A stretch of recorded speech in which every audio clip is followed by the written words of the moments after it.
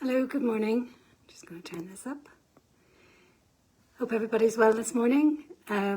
So today on our daily CBT, I am looking at cognitive distortions.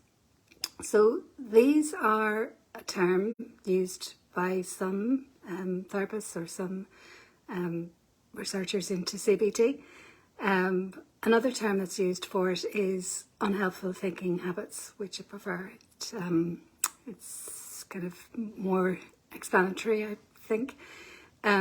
So what are unhelpful thinking habits?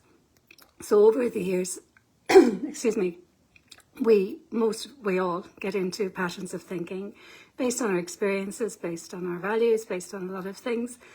And we develop patterns of the way that we think, not necessarily always helpful, and especially in times of emotional difficulties or stress, our patterns of thinking can be unhelpful, and perhaps that is where they become distortions, or we talk about whether our thoughts are fact or opinion.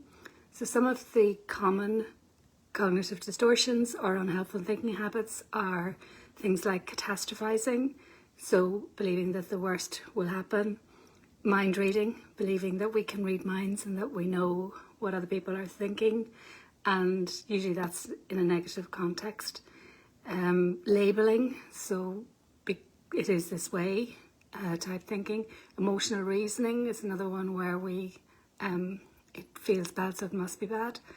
I'm trying to think of some of the other ones, but those are the main ones. Perhaps mental filter, which is especially when our mood is low, we talk about this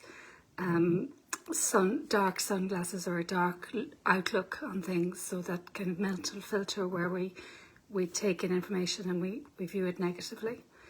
So what do we do about our unhelpful thinking patterns or habits or cognitive distortions? Well, again, we use the 4 C's technique, where we catch it. So we see what it is that we're thinking, or we catch what we're thinking. We then challenge it. So is what I'm thinking a distortion? Is it a fact, or is it my opinion? We challenge it, so we're coming up with a more balanced thought or a more helpful thought, and then we change it. And that might sound a bit simplistic, but really what we're trying to do is we're trying to identify the unhelpful thought, recognise that it is not necessarily a fact.